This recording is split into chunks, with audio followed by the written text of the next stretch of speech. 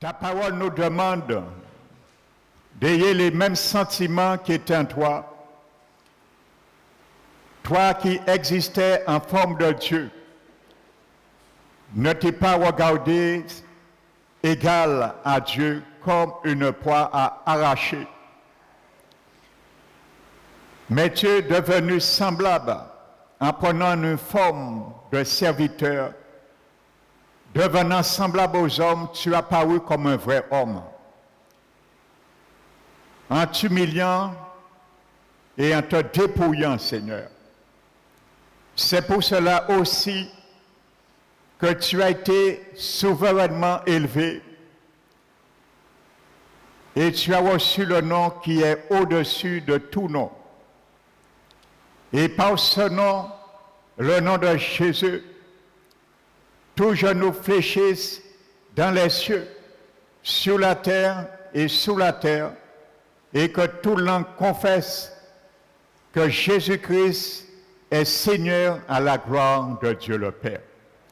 C'est ce Dieu nous avons chanté, ce Dieu dont la lumière envahit les ténèbres, car tu es la lumière du monde.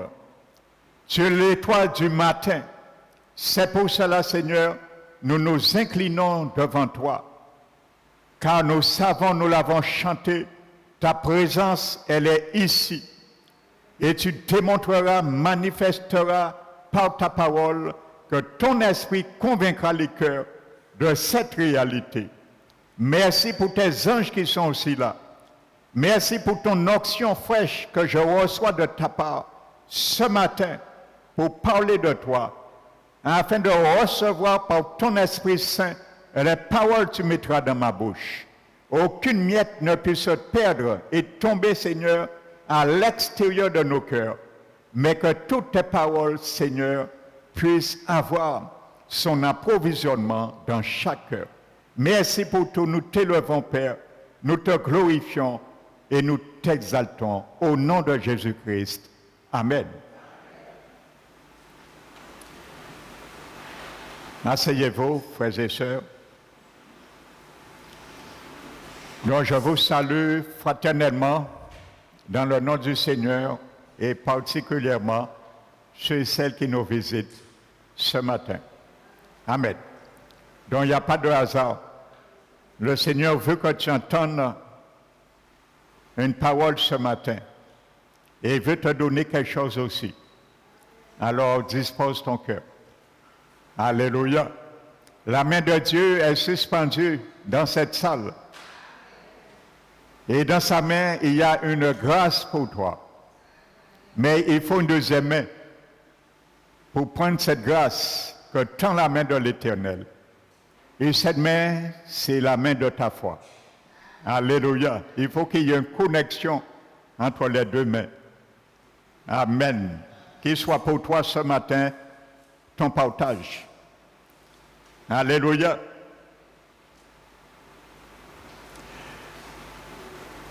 Donc je vais continuer ce matin. Et ce matin, le titre de ce message, dans la continuité que nous sommes en train de parler, sera le Partenariat. Amen. Car il faut que tu saches que tu es partenaire avec Dieu. Alléluia. Donc, le partenariat. Alléluia. Amen. Donc, dimanche dernier, en 2 semaines, je vous disais, il y a des situations, il y a des paroles que nous devons rejeter au nom de Jésus. Parce que si nous les acceptons, ça va bloquer nos destinées. Si nous les acceptons, ça va bloquer nos prières. Et particulièrement lorsque nous allons combattre en faveur de nos bien-aimés, nos enfants, ainsi de suite, ceux et celles qui ne sont pas encore sauvés. Amen. Donc c'est un combat et c'est à nous de les démanteler. Amen. Donc bien souvent, l'ennemi de notre âme, il va nous présenter les réalités. Et je ne dis pas que les réalités sont mensongères. Mais non seulement nous montrer les réalités, mais pour nous amener à confesser les réalités. Et non confesser ce qui n'existe pas dans la réalité. Et j'ai pris quelques exemples, je ne reviendrai pas, les messages sont enregistrés, c'est sur le site. Mais regardez un exemple très clair. Vous savez, lorsque le Seigneur s'est présenté au prophète Jérémie, il a dit, je ferai de toi un marteau, un feu dévorant, ainsi de suite. Jérémie a dit, je suis un enfant. Donc Jérémie n'a pas menti. C'est ce qu'il était. Donc c'était bien une réalité. Donc il n'a pas menti. Et Dieu ne l'amène pas à mentir non plus. Amen. Dieu lui dit, ne dis pas que tu es un enfant. Oh, il est un enfant. Est-ce que Dieu lui dit de mentir? Non. Dieu voulait lui dire, ne confesse pas ce que tu es. Confesse ce que tu ne vois pas. Amen. Et je vous disais, quand le Seigneur, dans la Genèse, dit que les ténèbres couvraient la surface de la terre, c'est une réalité. Mais Dieu n'a pas confessé que les ténèbres couvrent la surface de la terre. Amen. Il a changé la situation. Il n'a pas confessé que les ténèbres couvraient la terre, mais il a dit que la lumière sorte au sein des ténèbres. Amen. Donc le Seigneur dit à Jérémie, implicitement, ne confesse pas ce que tu vois. Confesse ce que tu ne vois pas. Amen. Donc c'est une réalité pour que nous puissions bien comprendre cela. Ne pas nous arrêter sur ce que nous voyons. Parce que l'ennemi, c'est ce qui va te faire voir. Et beaucoup d'enfants du Seigneur ont échec sur échec dans leur prière, dans leur combat spirituel, dans la prière, parce qu'ils ne cessent de confesser que ce qu'ils voient, la réalité présente. Ne confesse pas la réalité présente, confesse ce qui n'est pas encore présent dans la réalité, et tu le verras. Lorsque le Seigneur s'est présenté à Gédéon, pour l'acheter la peur des Madianites, Gédéon s'était camouflé dans un pressoir et il était en train de battre le blé. Les gens ne battent pas le blé dans un pressoir, donc il avait changé. Il avait changé d'atelier. Donc la peur nous fait changer d'atelier aussi. Amen. Mais ne change pas d'atelier, sois un Habakkuk. Reste à ton poste, quoi qu'il arrive. Et veille, comme Habakkuk de nous l'avons vu. Donc la Bible dit, l'Éternel se présente à lui et lui dit, vaillant héros. Alors Gédéon dit, non, non, non, je ne suis pas un vaillant héros, je suis le plus petit de ma famille. Je ne suis pas un guerrier. Le Seigneur lui dit, viens Gédéon, je vais te montrer quelque chose. Il lui montre une photo. Et il dit, qu'est-ce que tu vois là, Gédéon? Tu vois un petit homme ou tu vois un héros, un soldat? C'est ce que tu es pour moi et tu seras. Et Dieu a fait de lui ça. Amen. Donc le Seigneur voulait lui dire encore, ne confesse pas que tu es le plus petit. Ne confesse pas la réalité, mais confesse ta destinée. Mais pour cela, frères et sœurs, il faut comprendre quelque chose, que tu es partenaire avec Dieu. C'est pour ça le thème de ce message sera le partenariat. Alléluia. Regardez, frères et sœurs, si vous minimisez les plans de l'ennemi, eh bien, je te dis, ne les minimise pas.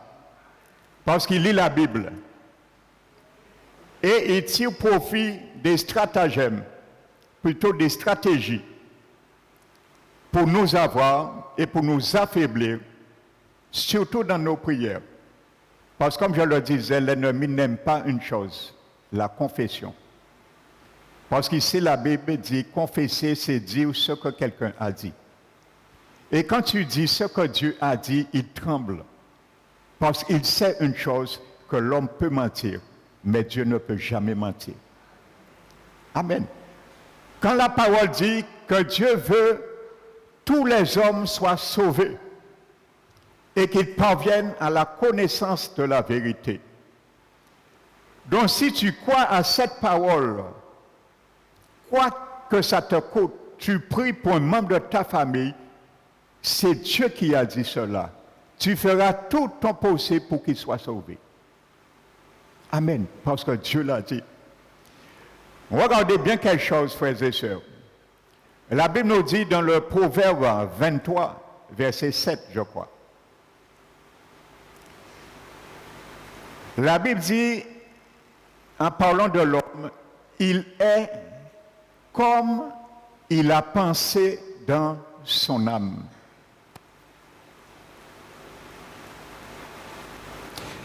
L'ennemi va te faire penser, confesser quelque chose, et ce que tu vas penser, confesser, tu le deviendras.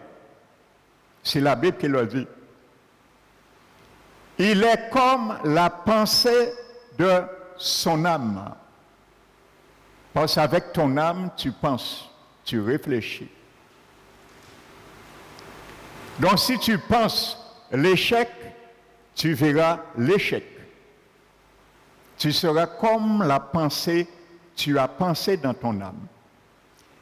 Mais si tu penses la réussite, le succès, la victoire pour ceux et celles tu pries, tu verras le succès, la victoire pour ceux et celles tu pries. Ils le verront dans leur vie.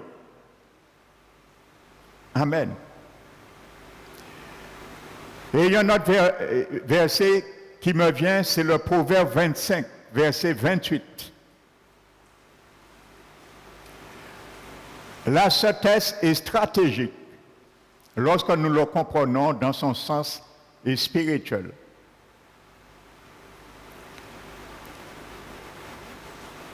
La Bible dit, comme une ville sans muraille,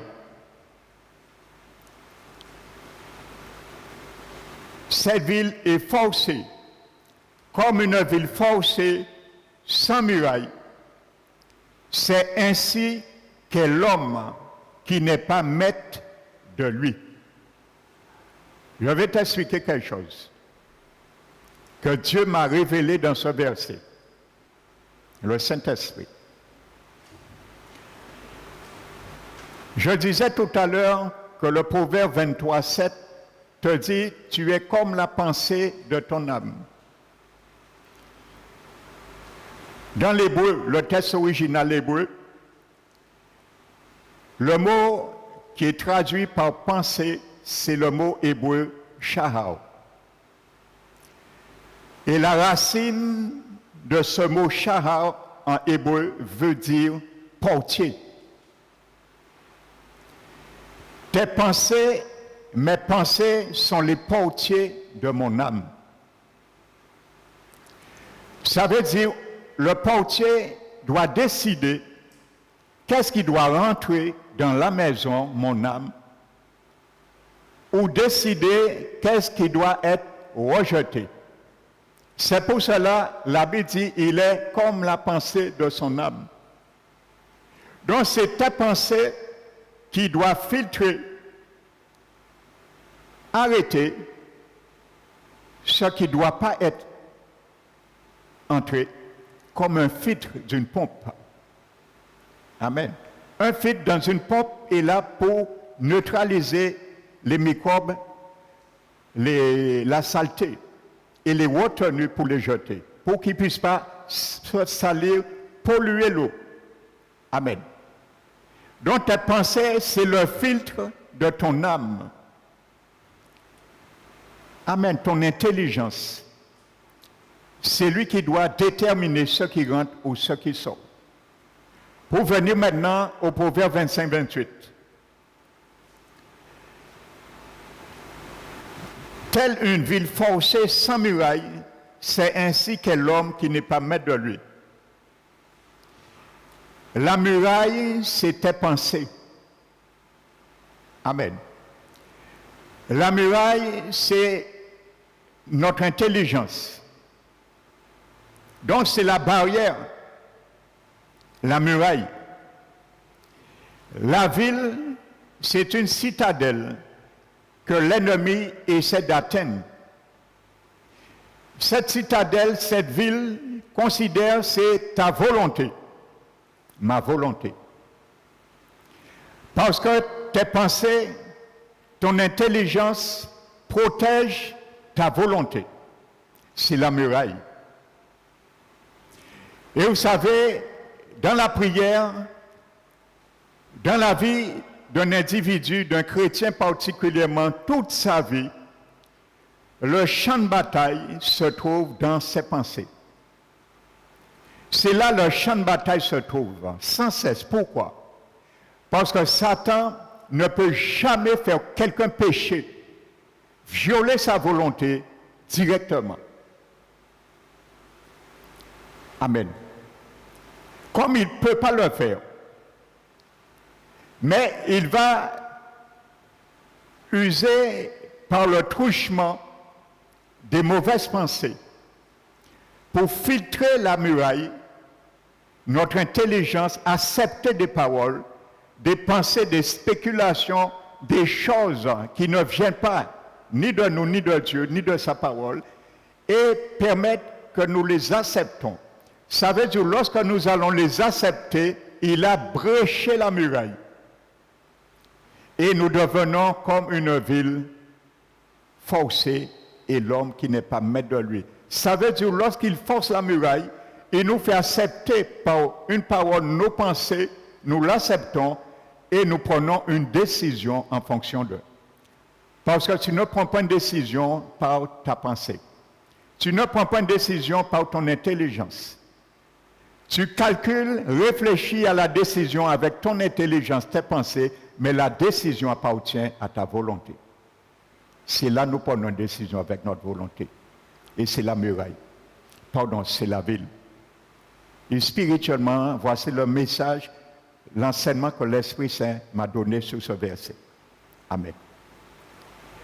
Donc si tu ne veux pas que ta volonté soit bréchée, soit forcée, sois un bon portier dans tes pensées, dans ton intelligence. C'est la muraille. Monte la garde.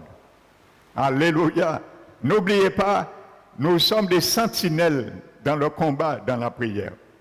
Nous devons monter la garde 24 sur 24 et ne laisser rien filtrer, refuser des situations, comme nous l'avons vu. Donner dos à les situations. Parce qu'il y a beaucoup de situations, il y a beaucoup qui vont essayer de nous arrêter. Amen. Nous allons trouver des Éliab, le frère aîné de David, lorsqu'il a essayé d'arrêter David. Vous allez trouver des Judas d'Iscario aussi. Amen. Des Judas d'Iscario.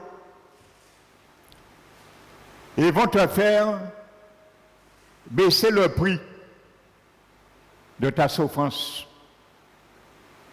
Parce que c'était l'objectif de Judas le jour que cette femme a éclaté le vase d'albâtre. Il a dit, ouais, mais on aurait pu vendre ce parfum et donner la moitié aux pauvres. C'est un trésorier, Judas. Il tenait la bourse. Donc nous allons trouver des trésoriers aussi, frères et sœurs. Mais pas des trésoriers physiques et spirituels. Des trésoriers qui voudront tenir la bourse de tes décisions. Pour te dire, mon frère, ma soeur, arrête. Ça fait 10 ans que tu intercèdes pour tes enfants, pour qu'ils soient sauvés, pour qu'ils sortent dans leur situation. Rien ne se fait. Tu perds ton temps. Tu as déjà trop essayé de souffrir. Arrête. Laisse-les. Des Judas qui vont essayer de mettre votre souffrance à un prix plus faible. Ils vont essayer de gérer vos souffrances à votre place. Vous faire payer moins.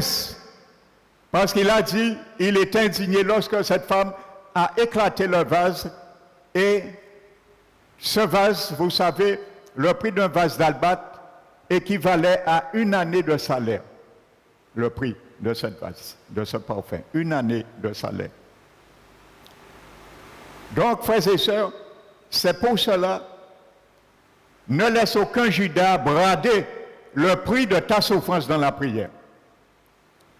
Ne laisse aucun Judas brader le prix de ta persévérance dans le combat dans la prière. C'est le but de l'ennemi, parce qu'il a peur de la confession. Amen. Il a peur de la confession. Et peu importe ce qu'on peut te dire, les moqueries, habitue-toi avec ça. Immunise-toi avec ça. Message reste en brèche. Refuse d'être une ville forcée. Reste debout devant la muraille. Poste-toi sans cesse. Écoute, veille, discerne ce qui vient de l'Éternel comme parole ou ce qui ne vient pas. Amen. Et tout ce qu'on peut dire, essayez l'ennemi, tu auras la victoire. Dieu le concourra en ta faveur et en ma faveur. Je disais au baptisé hier, ça me vient de ne pas avoir peur de la souffrance. De ne pas avoir peur pour Christ, bien sûr. De ne pas avoir peur des calomnies, des critiques, surtout les jeunes. Et j'ai donné un exemple qui me venait. C'est à un moment donné, je disais, il y avait un homme paralytique. Et on l'amenait pour que Jésus puisse le guérir. Mais il y avait tellement de monde, il ne pouvait passer. Donc, ils sont montés dans le toit de la maison, ils ont retiré le toit, une partie, et ils ont descendu cet homme. Et quand Jésus a vu cela, la foi, Jésus a dit à ce paralytique, tes péchés te sont pardonnés. C'est tout. Mais il y avait des pharisiens. Les pharisiens ont murmuré en eux. Mais Jésus, l'abbé dit, connaissent leurs pensées. Jésus a connu leurs pensées. Ils ont parlé en eux-mêmes, à l'intérieur. Et l'abbé dit, Jésus qui connaissait leurs pensées, leur dit, quel est celui qui est mieux pour dire, tes péchés te soient pardonnés, ou lève-toi et marche. Et pour les gifler, à cause de ce murmure, l'abbé dit, Jésus se retourna. Ça veut dire que Jésus n'avait pas guéri cet homme, le paralytique. Il avait simplement pardonné ses péchés. Mais à cause des murmures, les murmures a résulté que cet homme a été guéri. Alléluia. Les murmures résultera que quelque chose se fera dans ta vie. Ne t'occupe pas des murmures. Toute chose concourt au bien de ceux qui aiment Dieu, ceux qui sont appelés selon ton dessein. À cause des murmures, Jésus s'est retourné et il a dit au jeune homme, je te le dis, lève-toi et marche. Il a été guéri. Des murmures qui ont fait que cet homme a été guéri. Alléluia. Lorsqu'on va murmurer contre toi, dans ta persévérance, ne t'occupe pas. Il y a quelqu'un qui sera guéri au nom de Jésus. Alléluia. Lorsqu'on va te critiquer, continue. À cause des murmures, le Seigneur permettra que quelqu'un soit délivré. À cause des murmures. Alléluia. Amen. Les murmures, les critiques ont fait qu'un jeune homme a été guéri de sa paralysie. Toute chose concourt au bien de ceux qui aiment Dieu. Alléluia. S'il n'y avait pas de murmure, cet homme serait pardonné simplement de ses péchés, mais il ne serait pas guéri. Alléluia. Alors nous devons accepter aussi, c'est ça, accepter la souffrance. Alléluia, lorsqu'il le faut. Amen. Maintenant, nous allons entrer dans le partenariat. Amen.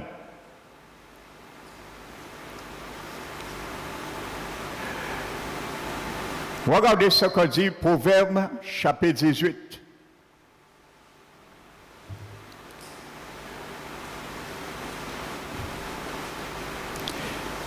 La Bible dit, c'est du fruit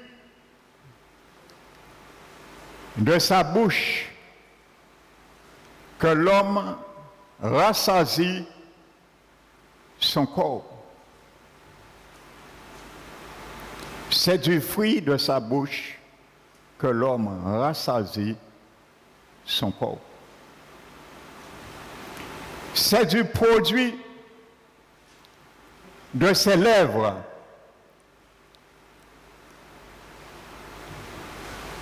qui se rassasie. Et il dit ensuite, la mort et la vie sont au pouvoir de la langue. Et celui qui l'aime sera rassasié. Regardez bien quelque chose. Ce proverbe parle de bouche.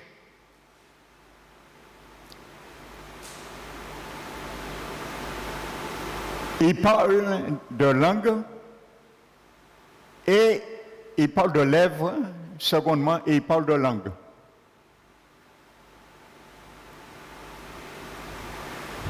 Mon frère Victor essaie de dit, Jésus est Seigneur. Amen. Essaie de le dire maintenant. Jésus est Seigneur sans ouvrir ta bouche.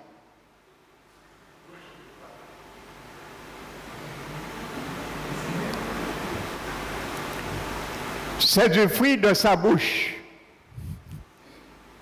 que l'homme rassasie son corps. C'est du produit des lèvres qui se rassasie. Et la mort et la vie sont au pouvoir de la langue. Et celui qui l'aime,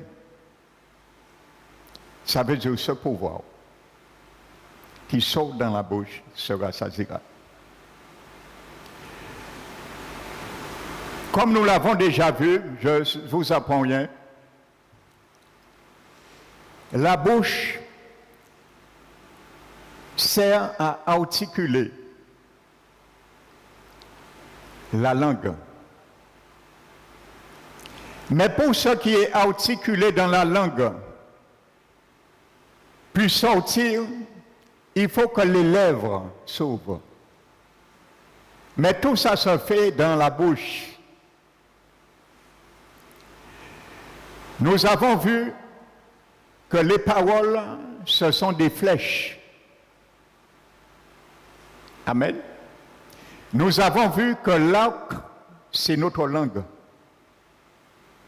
Amen. Et nous allons voir que les lèvres, c'est les fenêtres par lesquelles que la flèche tirée par l'arc s'en va. Alléluia.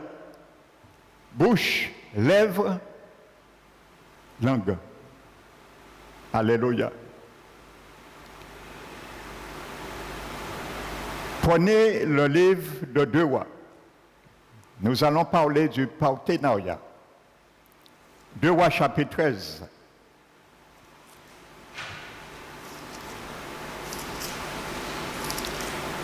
Amen.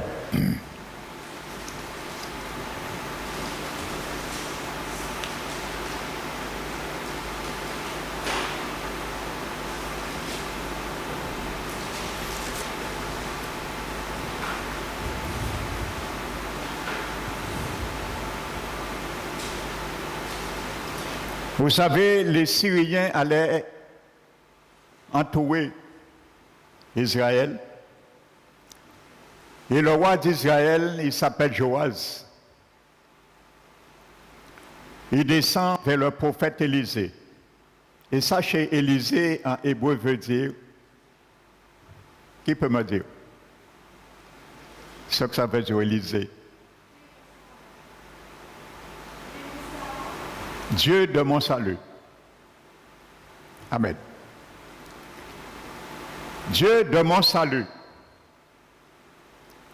Donc Joas descend consulter le Dieu de son salut, si on peut dire. Parce qu'Élisée, c'est une image aussi de notre Dieu.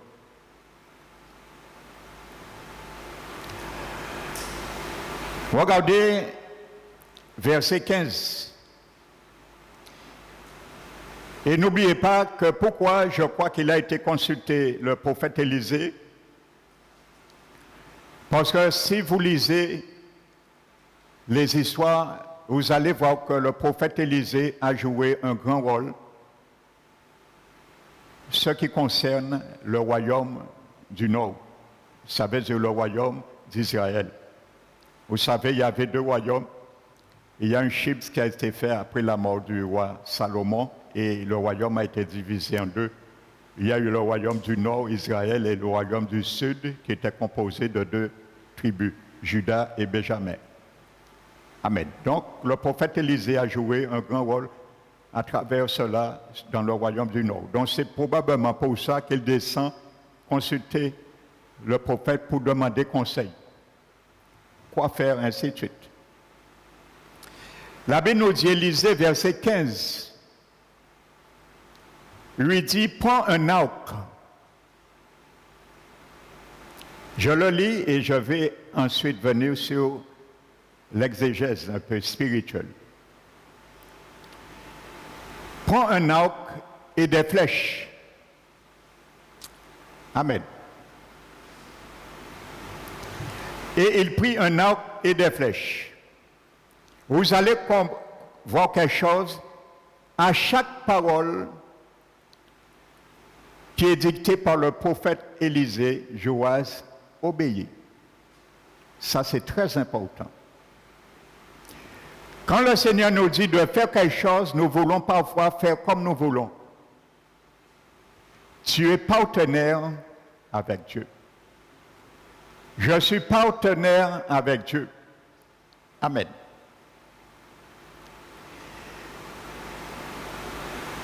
Et il prit un arc et des flèches.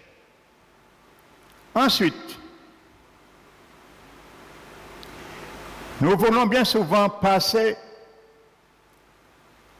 à la deuxième action dans nos prières parfois, mais nous n'avons pas obéi à la première action que Dieu nous demandait. Parfois, nous voulons passer à la troisième action dans nos prières et nous n'avons pas obéi à la deuxième action que Dieu nous demandait. Amen. La Bible nous dit, puis Élisée dit au roi d'Israël, bande l'arc avec ta main.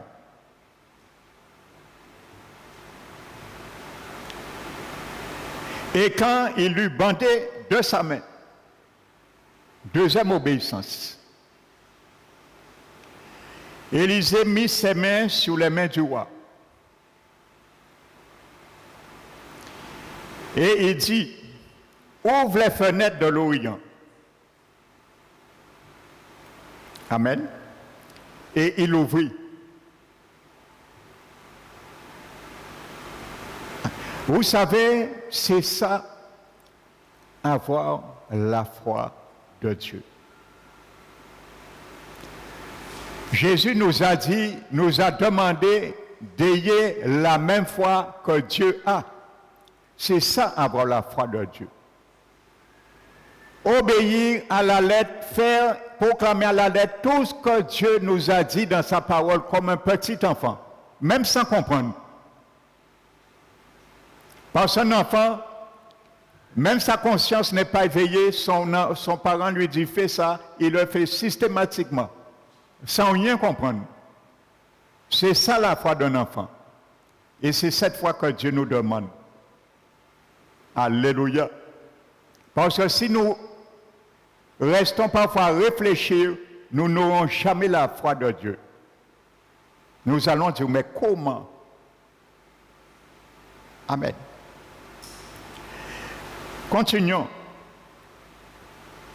Et il dit, ouvre la fenêtre à l'Orient, et il ouvrit. Élisée dit, tire.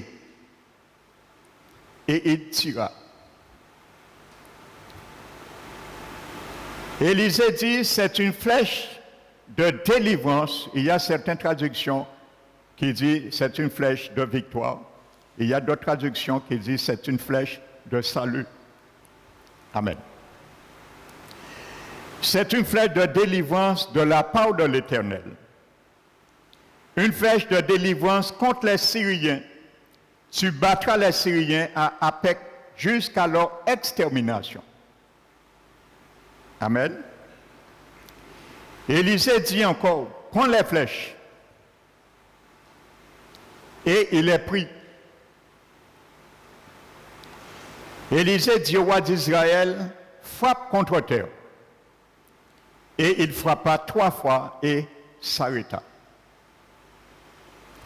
L'homme de Dieu s'irrita contre lui et dit, il fallait frapper 5 ou 6 fois, alors tu auras battu les Syriens jusqu'à leur extermination. Maintenant, tu les battras 3 fois. Vous savez, lorsque nous lisons ça, il pourrait y avoir une contradiction.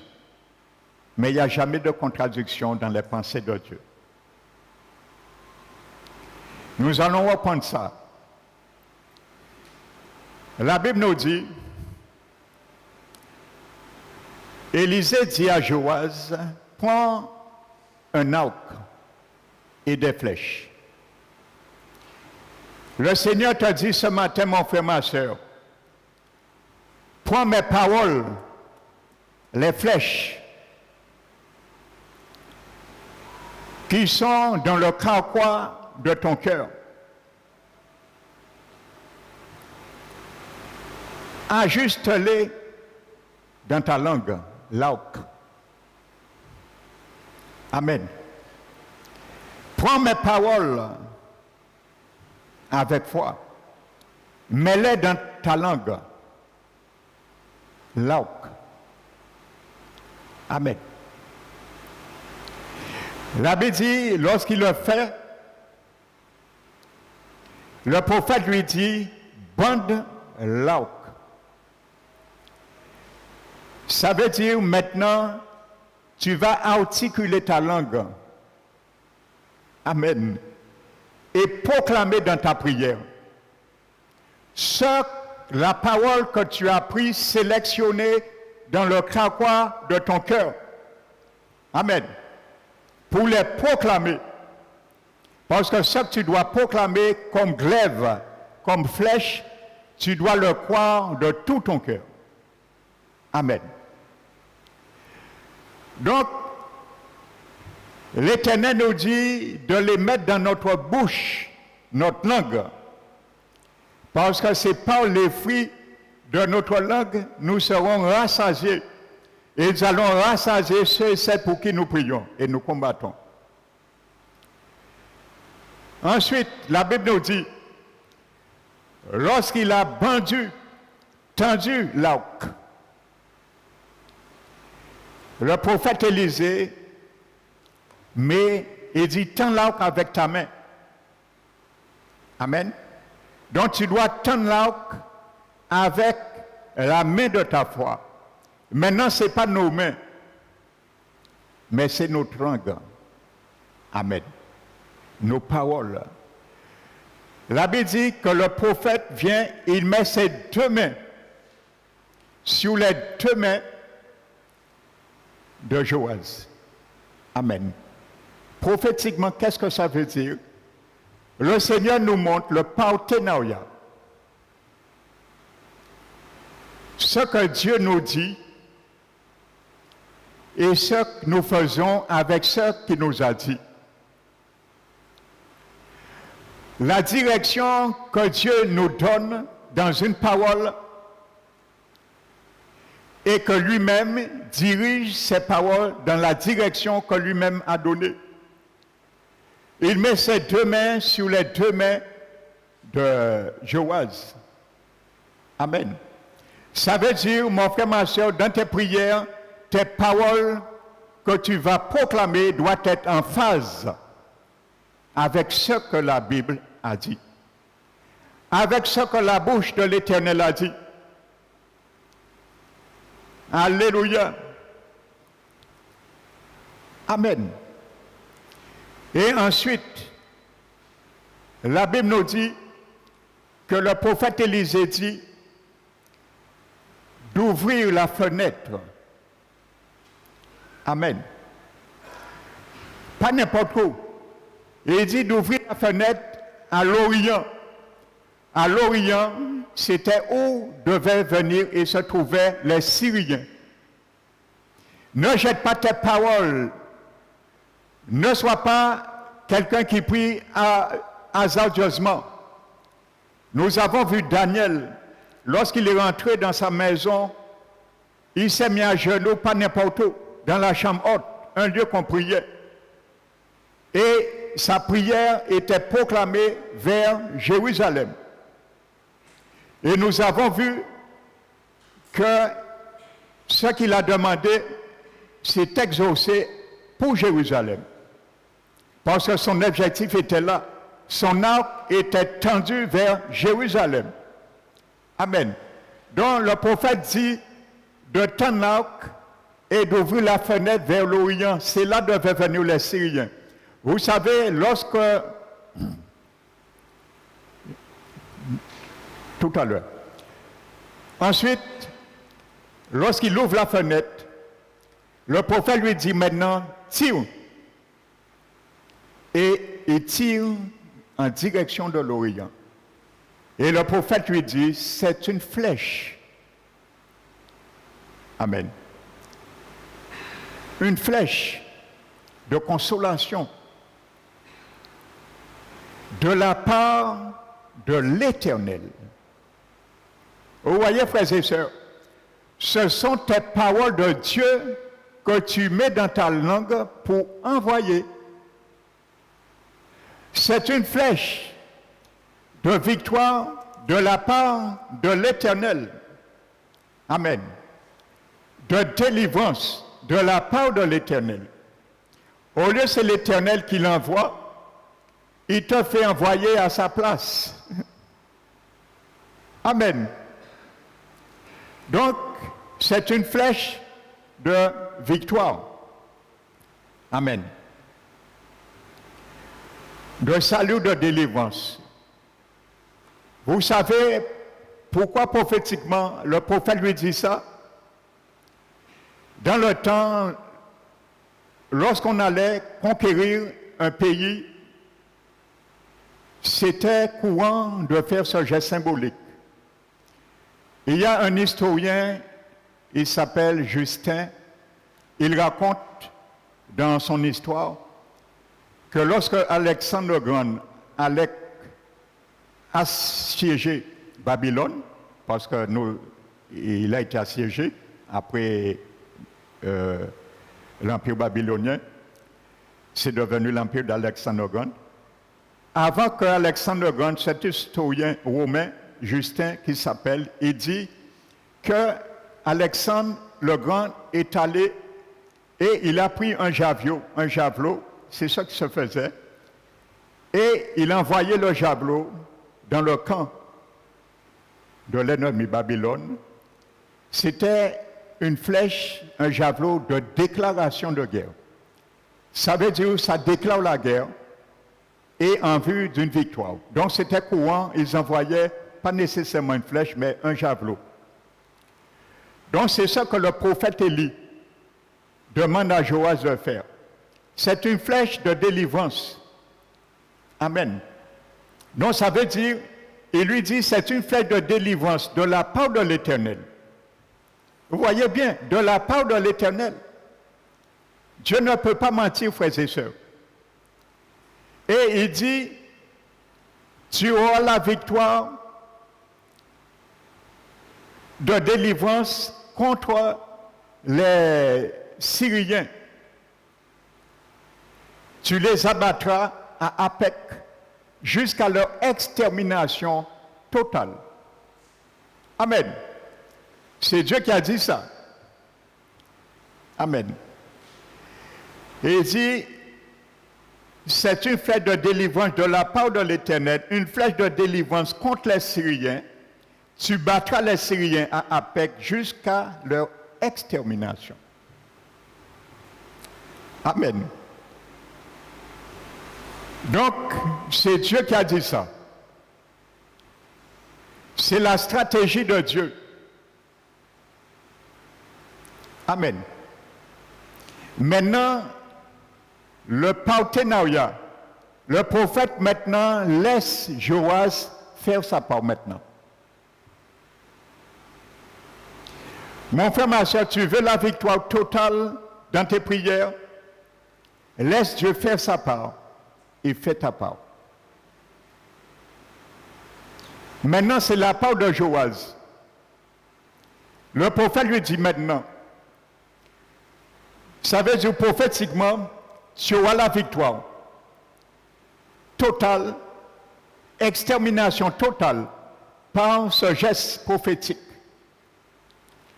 Mais il dit maintenant, confesse en quelque sorte ta victoire. Il dit, prends les flèches. Amen. Donc mon frère, ma soeur, il y a des paroles que tu dois prendre, il y a des combats que tu dois mener. Peu importe le temps ça dure, mais vas-y. Il y aura toujours des flèches. C'était une première flèche. Mais au début, le prophète lui a dit, prends un arc et prends des flèches. Amen. Maintenant, il reste d'autres flèches qui est dans le carquois de nos cœurs. Il dit maintenant, tire à terre. La flèche tirée à terre démontrait l'échec de l'ennemi et la mort totale. Donc le prophète prophétiquement le montre, ce qu'il vient de lui dire. Il dit maintenant tire à terre, et Joas tire à terre pendant 3 fois, et il s'arrêta. Amen. Et le prophète Élisée s'irrita contre lui. Et lui dit que tu devais tirer 5 ou 6 fois pour que tu puisses avoir la victoire totale. Mais puisque tu as tiré 3 fois, tu vas battre les Syriens 3 fois et ils vont te battre après. Frères et sœurs, il y a de quoi à nourrir et faire remuer notre intelligence. Le Seigneur dit à Joas qu'il a la victoire totale jusqu'à extermination à Apec des Syriens.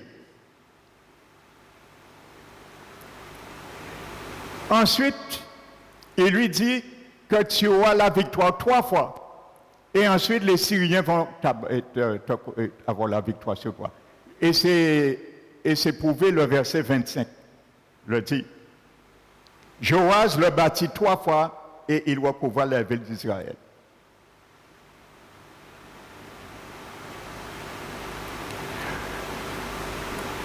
Nous allons comprendre quelque chose dans ça. Quand le Seigneur nous dit de tirer 3 fois, nous devons tirer 3 fois. Mais quand le Seigneur nous dit de tirer, nous devons tirer jusqu'à le Seigneur nous dit lui-même d'arrêter. Joas a tiré 3 fois. Il a convenu pour lui, c'est bon, il s'arrête. Amen. Et c'est là, nous devons comprendre cela. Du fait, il s'est arrêté lui-même, il a échoué et il a fait Dieu échouer aussi, si je peux dire, dans son plan. Dieu lui avait dit la flèche de victoire extera une flèche à extermination totale des Syriens à Apec. Donc voyez frères et sœurs, Dieu nous donne des promesses. Il nous donne des promesses. Mais nous dit de faire notre part afin que la promesse soit validée.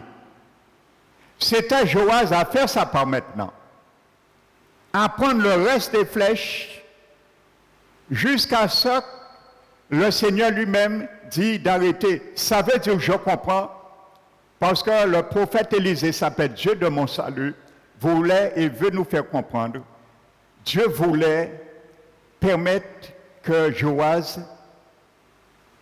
pour lui c'était 5 ou 6 fois que Joas devait tirer pour avoir la victoire totale. Amen. Donc voici une belle illustration, frères et sœurs. Dieu dit quelque chose et ça ne se fait pas, comme il a été dit. Amen.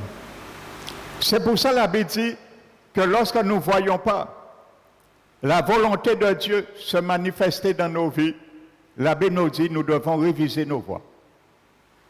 La Bible est claire. Et surtout pas accuser Dieu. Comment Joas savait si c'est 2 fois, 3 fois, 4 fois il devait arrêter? Comment il le savait? Amen, frères et sœurs.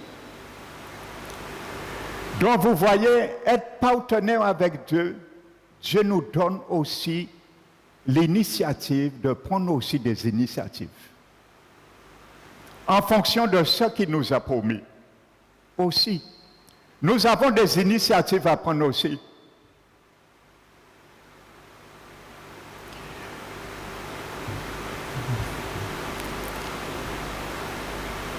Il y a une pensée qui me vient. Je vous pose la question. Au Jardin d'Éden, lorsque Dieu allait créer des choses, nous avons vu la même foi que Dieu. 2 Corinthiens 4 le dit, que Dieu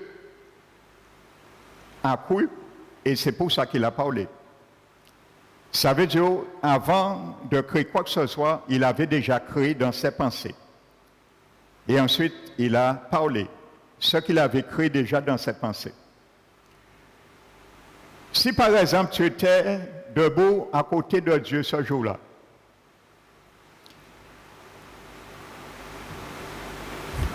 et que, avant que Dieu dise que la lumière soit, et la lumière fut, supposons tu étais là, à côté de Dieu, et avant que Dieu dise que la lumière soit, tu avais réussi de lire dans les pensées de Dieu que c'est ce que Dieu a pensé. Et sans le savoir, tu aurais dit, tu dis que la lumière soit. Avant que Dieu dise, eh bien, vous savez, Dieu aurait fait que la lumière fût. Parce que tu as pensé dans les pensées de Dieu. Je ne sais pas si vous comprenez. C'est ça la même foi que Dieu. Amen. Donc dans une situation, tu peux aussi penser que Dieu aurait fait comme ça. Et agir, prendre des initiatives, frères et sœurs. Amen. Donc cette image est vraiment, nous montre le partenariat avec Dieu. Amen.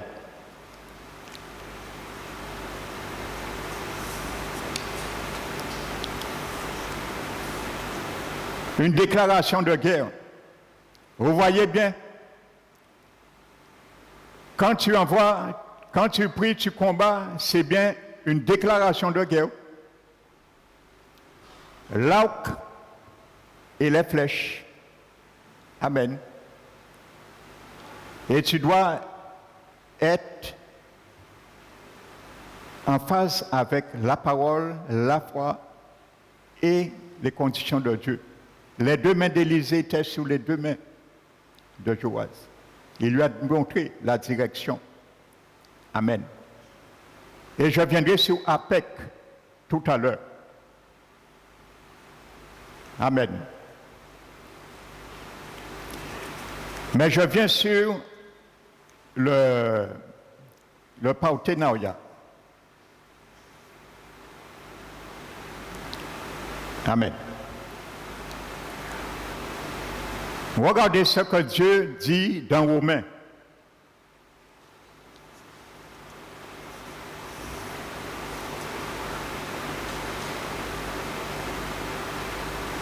Deux Corinthiens 6 plutôt.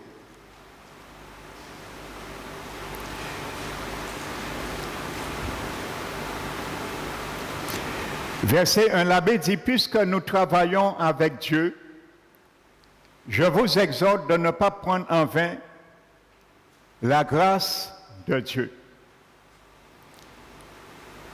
Paul voulait dire, en ce qu'il explique en amont, que ce que nous avons fait, ainsi de suite, c'est parce qu'en quelque sorte, nous étions partenaires avec Dieu. Nous avons fait pour Dieu et avec Dieu, et ainsi de suite. Dans ce mot grec, je viendrai dessus tout à l'heure,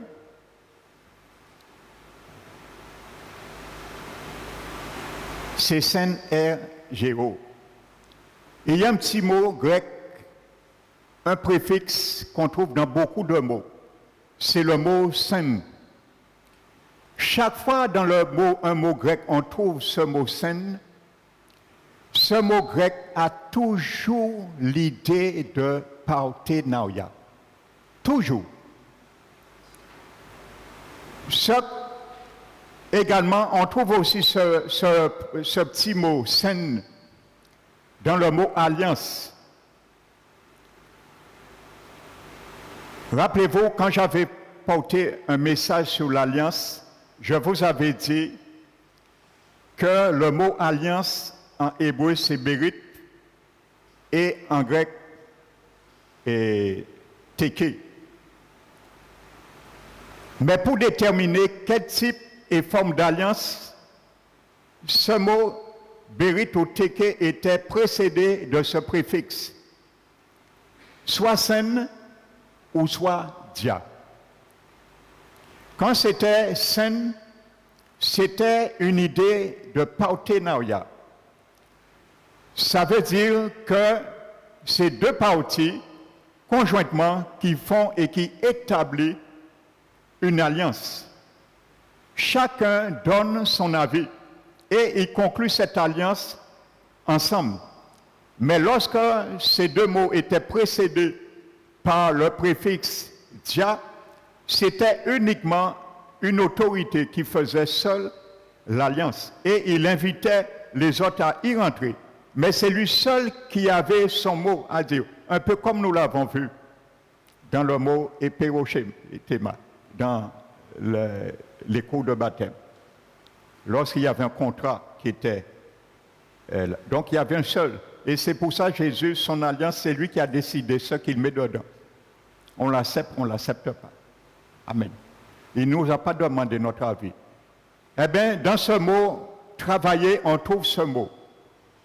Amen. C'est le mot syn. Et ce petit mot dans le grec, je vous dis, nous connecte toujours à quelqu'un d'autre. Toujours. Amen. Il a le sens de partenariat.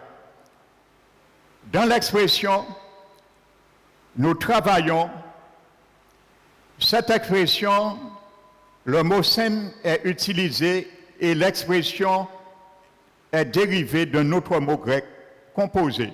C'est le mot synergeo. dont le mot 5 qui exprime une notion de partenariat est associé au terme RGO. RGO signifie travailler. Et scène collée avec ce mot Egerneo veut dire travailler ensemble en partenariat. Donc tu travailles, je travaille avec Dieu. Dieu ne fait rien seul sans moi et ne fera rien sans toi. Amen. Il décrit la condition de deux ou plusieurs partenaires travaillant ensemble à la même œuvre. C'est ça que ça veut dire, ce mot grec. SNRGO. Ça décrit la condition de deux ou plusieurs partenaires travaillant ensemble à la même œuvre. Amen. Pour ceux qui veulent que Dieu fasse tout, non. Tu es partenaire avec Dieu. Il a sa part. Nous avons notre part. La part de Dieu, il s'engageait que Joas battait à extermination, à Apec, tous les Syriens.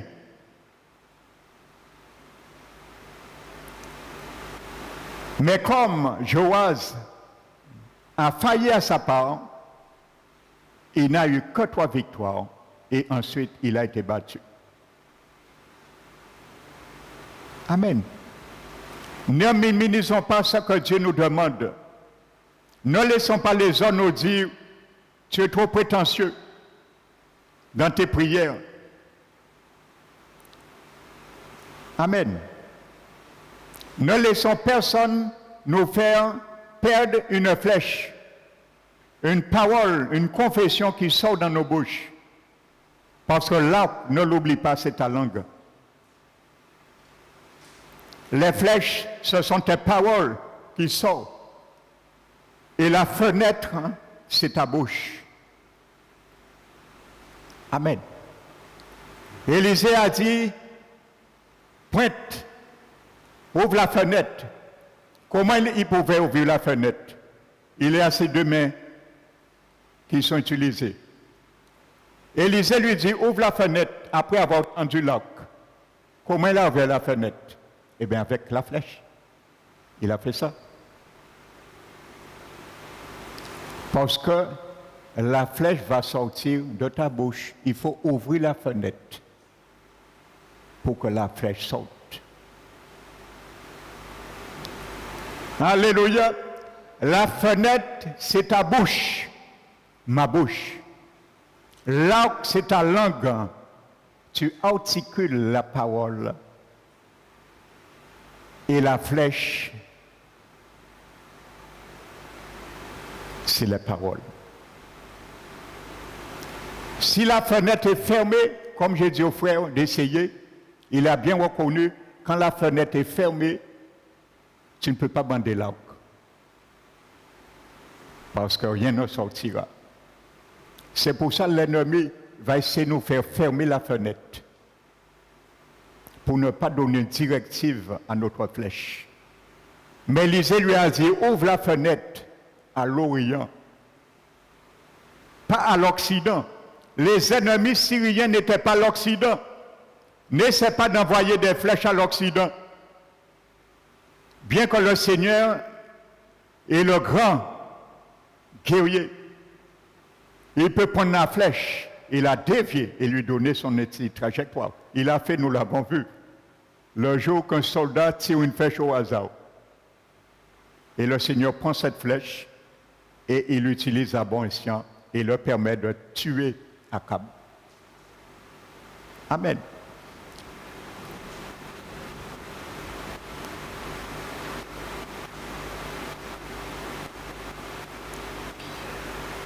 Donc, en d'autres termes, selon ce que Paul a employé par l'inspiration du Saint-Esprit pour travailler, nous ne travaillons pas pour le Seigneur tout seul.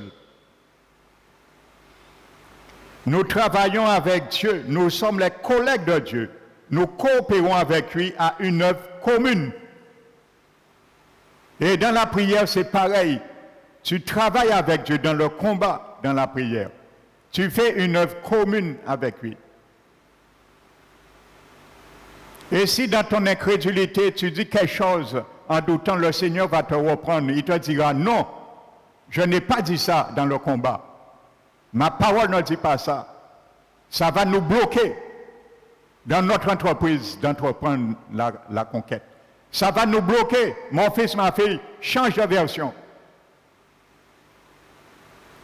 Amen. Quand nous allons dire, oui Seigneur, je déclare si Dieu le veut, l'Esprit va te dire, il n'y a pas si Dieu le veut. Je le veux. Change de formule si tu veux la victoire.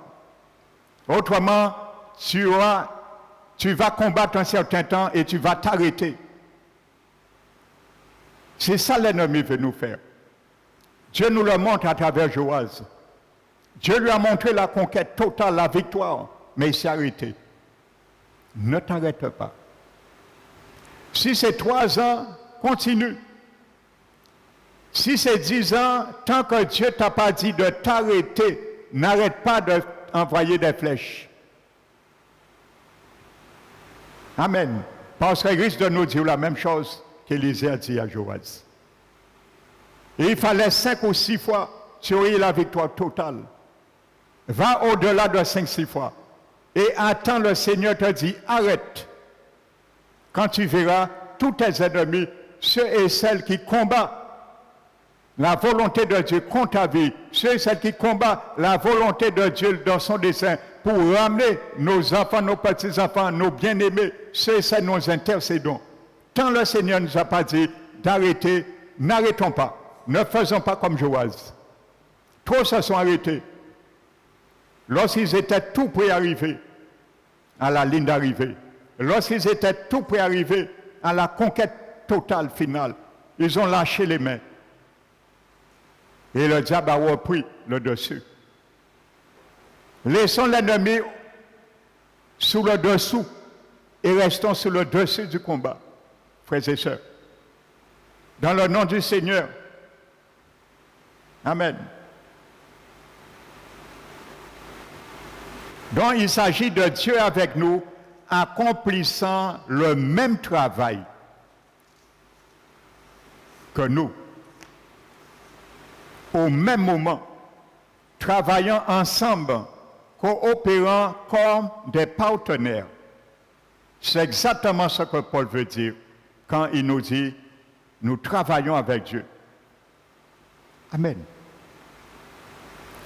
2 personnes font les mêmes choses, travaillent en collaboration pour une même œuvre, dans une même œuvre. Alléluia. Ce n'est pas moi qui le dis, hein? C'est la parole de Dieu qui le dit. C'est ça que ça veut dire ce mot. Synergo. Le mot syn dans le grec a toujours l'idée de partenaire. Travailler ensemble. Amen. C'est pour ça que la Bible appelle son Église, Jésus, la plénitude de celui. La Bible dit, Philippiens appelle l'Église du Seigneur, les chrétiens, la plénitude de celui, Jésus, qui opère tout en lui, par lui. Non. La Bible dit que Jésus appelle son Église sa plénitude. Il est la tête suprême de son Église qui est sa plénitude et qui opère tout en tous. La Bible est claire. Il nous montre le partenariat. Jésus opère par les chrétiens tout, mais pas lui seulement, mais en tous, en chacun de vous. Alors si Jésus te dit de continuer à tirer 5 fois, dans tes combats spirituels, tire 5 fois. Si toi il te dit tire 7 fois, tire 7 fois. Parce que le combat de ton frère n'est pas nécessairement le même combat que toi. Mais il faut prendre des flèches. Alors si ton carquois est vide, où c'est que tu vas tirer et qu'est-ce que tu vas tirer? Pour ceux qui n'aiment pas la parole de Dieu, si ton carquois est vide, tu n'as rien, aucune aucune promesse dans ton cœur, tu as emmagasiné, tu as stocké dans ton cœur, qu'est-ce que tu vas prendre? Tu vas chercher et il y a l'incrédulité, le doute qui sortira.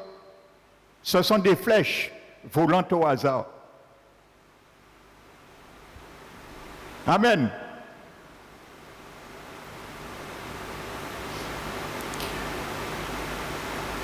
Prenons Romains 8. Nous allons retrouver un autre verset qui ne sont pas exhaustifs.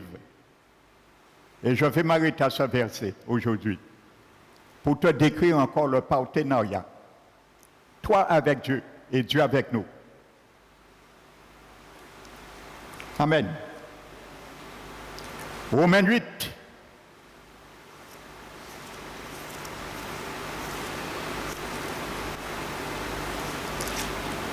Verset 26. De même aussi, l'Esprit nous aide dans nos faiblesses, car nous ne savons pas ce qu'il convient de demander dans nos prières. Mais l'Esprit lui-même intercède par des soupirs inexprimables. Amen. Dans ce verset, le mot « aider » qui dit que le Saint-Esprit nous aide dans notre faiblesse. Le Saint-Esprit nous aide, mais il ne fait pas pour nous. Si tu veux t'aider, il faut déjà faire. Et c'est quand il verra ta faiblesse, il va agir. Amen. Eh bien, vous savez, dans ce verset, on trouve encore ce petit mot « son », l'idée encore de partenaire avec le Saint-Esprit dans nos prières. Et ce mot qui est traduit par « aider », c'est un très grand nom. Je vais le lire doucement parce que c'est un mot qui est long dans le grec. Le mot grec « aider », c'est « sen anti-lambanété ». C'est ce mot grec qui a été employé par le Saint-Esprit. Et je vais te détailler sa définition. Nous trouvons déjà le mot « saint ». Ça veut dire que l'Esprit Saint est avec nous pour nous aider. Donc ce mot exprime, nous l'avons vu, toujours l'idée de partenariat ou de coopération. Le mot maintenant qui est ajouté « anti », « saint anti ». Le mot « anti » dans le grec veut dire « contre » et exprime l'hostilité. Et le mot « lambano » signifie « je prends ». Donc, l'étymologie de ce grand mot, quand ces trois mots sont accolés, ils nous apprennent quelque chose de merveilleux de la nature du Saint-Esprit dans son aide pour nous apporter dans notre vie. Ça veut dire parce que le Saint-Esprit sait que nous ne pouvons pas sortir de certaines difficultés. Il se joint à nous, saint, dans la prière. Donc quand tu combats, frères et sœurs, fais appel au Saint-Esprit. Alléluia. Et je leur dis encore, c'est plus merveilleuse pour ceux qui combattent parfois en langue. Parce que là, tu rentres directement en contact avec le Saint-Esprit. Et il peut te révéler, pendant même que tu pries en langue, des choses. Il peut écouter le délai. Et en plus, quand nous prions en langue, nous ne nous fatiguons pas. C'est là l'avantage, contrairement à celui qui prie avec son intelligence. Amen. Donc, je reprends. Parce que le Saint-Esprit sait que nous ne pouvons pas sortir de certaines difficultés. Et ça arrive dans nos prières. Parfois on prie, on est déboussolé, on ne sait pas quoi faire. Mais la Bible dit que nous ne sommes pas seuls. Le Saint-Esprit qui est en toi, qui est en moi, il est là aussi. Il est avec toi. Et c'est pour cela qu'il vient Il se joint à nous, le mot son, il devient notre partenaire indispensable. Le mot anti, l'Esprit Saint déteste en même temps l'œuvre de Satan dans notre vie et il est contre nous, anti. Et il souhaite prendre nos faiblesses à son compte, l'ambano. Et c'est pour cela qu'il nous débarrasse. Voici ce que ce grand mot, les trois mots accolés, étymologie veut dire. C'est parce que l'Esprit Saint voit dans notre faiblesse. Il se joint à nous en partenaire. Anti, il est ce que le diable fait pour nous troubler, pour nous bloquer. Lui, il vient pour débloquer. Il va nous donner les paroles, les versets pour débloquer cela. Et afin que nous puissions être aidés et nous débarrasser. L'ambano. Amen. Qui veut dire prendre. Il prend sous son compte cette faiblesse et combat notre faveur. Mais avec nous, parce qu'il y a le mot son. Il ne le fait pas tout seul. Alléluia.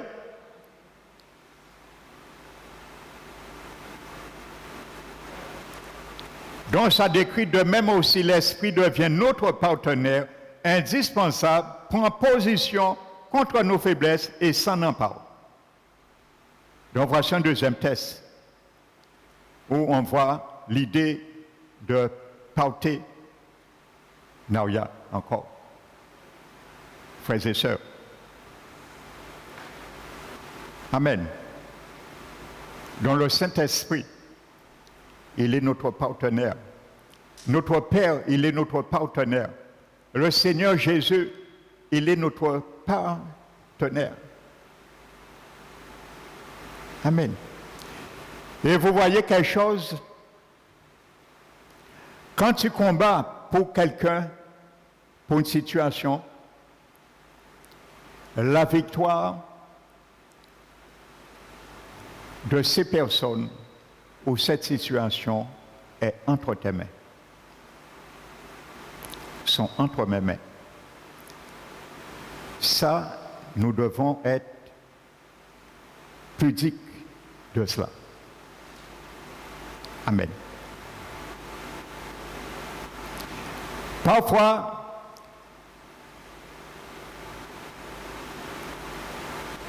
nos familles, fous ce monde terrien, ils meurent sans Christ. Bien souvent, ils ont bien sur leur part, parce que le salut individuel, oui, mais bien souvent, si le Seigneur nous montrait, il nous montrait que nous sommes responsables parfois. Parce que nous n'avions pas suivi ce qu'il nous demande, aller dans sa cadence, attendre dans son temps, veiller, car sa parole s'accomplira certainement. Elle ne mentira pas. N'oubliez pas ce que Ézéchias dit à Joaz. C'est une flèche de victoire de la part de l'Éternel. Et pourtant, Joas et Israël ont été vaincus. Sinon, ils ont eu 3 victoires. Amen. Et nous allons voir dimanche prochain un exemple dans cette deuxième partie qui est concrète. Amen. La victoire ne dépendait pas de ceux qui combattaient, mais de ceux qui priaient. Amen. Donc que le nom du Seigneur soit béni. Et prends et reçois ces conseils ce matin de la part du Seigneur. Et qu'ils soient comme l'encre de ton âme pour t'accoster avec assurance quand tu te mets à genoux pour combattre dans la prière. Amen. N'oubliez pas, c'est une déclaration de guerre. La flèche est une déclaration de guerre. Tes paroles sont des déclarations de guerre. Amen. Donc que le nom du Seigneur soit béni. Alléluia. Nous allons apporter